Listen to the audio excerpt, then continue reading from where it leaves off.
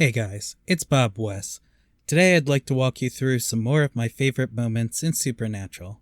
This series aims to highlight exceptional scenes, sets, acting, lighting, and editing that just speak to me in one way or another. I'd like to give a brief overview of them, so let's just jump in. I want to take a second to appreciate the decisions that were made about blood in the set where Cass opens Purgatory. Also, this whole set in general, just beautiful aesthetic. But the oxidizing blood after Raphael is reduced to gore and such is just gorgeous. From every angle. The second thing I want to bring to attention is their entire conversation with Gabriel in Changing Channels. This warehouse with the reflections in the standing water, the fire glinting off of everything, the scene is just overall chill-worthy for sure. Season 10, episode 9 and 10 had some really nice edits I want to shine a light on. The transitions between Dean's dream flashbacks and reality and then his dream flashbacks and memories really stood out for me. Just smooth and they evoke strong emotions. I also wanted to take a moment to appreciate this scene in the restaurant while they search for Claire. I love the scene in general, but I wanted to point out an often used aesthetic that I really like every time I see it.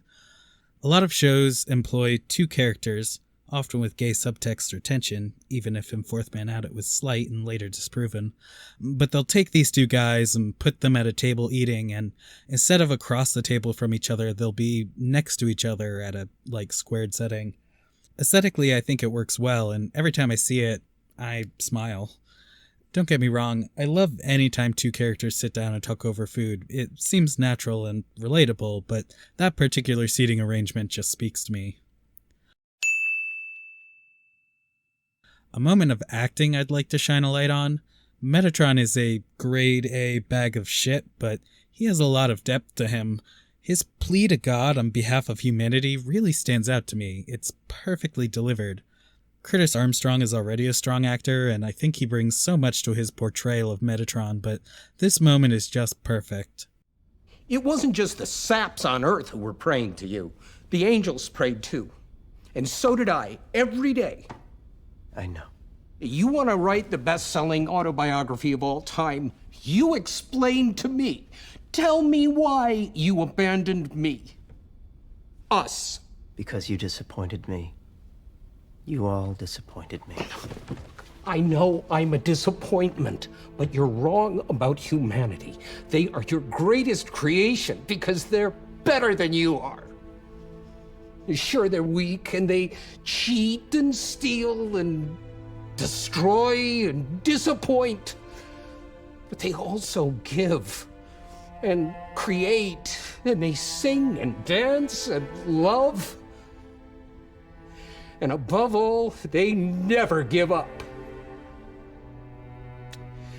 But you do.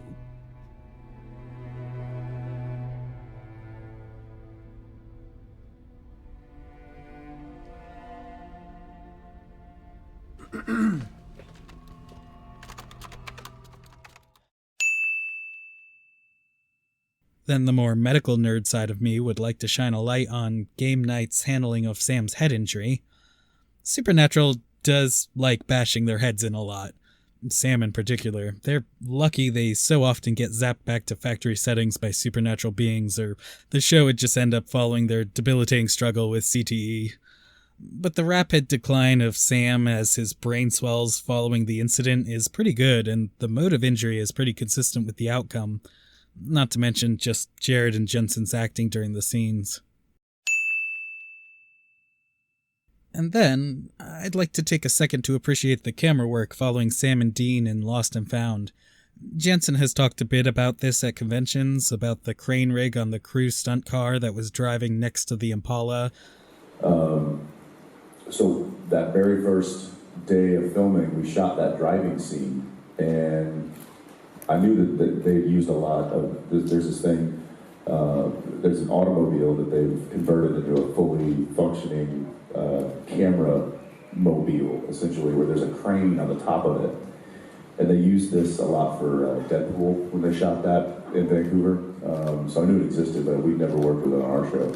And essentially, I was driving the Impala on this kind of winding mountainous road that had twists and turns and elevation changes. And I have this SUV with a giant crane mounted to the top of it with a driver, a director, an operator, a focus puller, and all the what else? And a crane operator, all in this car.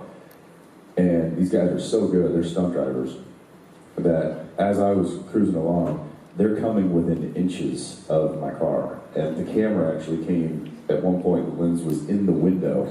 Mind you, we're going 30 miles an hour, which may not seem fast, but when you've got a camera coming from the outside of the car into the window, and you're trying to constantly keep the exact speed so that they can adjust their speed, and there's elevation changes like this. That car's heavy, you get it on a downgrade, it starts to speed up, so I'm like lightly tapping the brakes to keep that speedometer on it.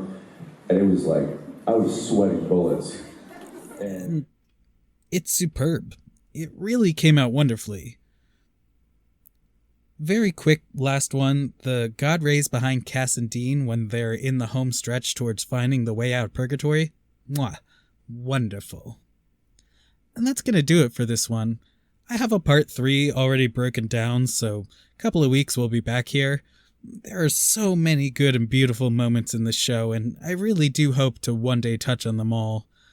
Reach out via email and check out my Ko-fi page, like and subscribe for more, and I'll see y'all next week. Samantha, I'm trying to work. Darling. Baby. No. Oh yeah, you're very cute. You done? Yeah, let me go? No? Okay. Okay.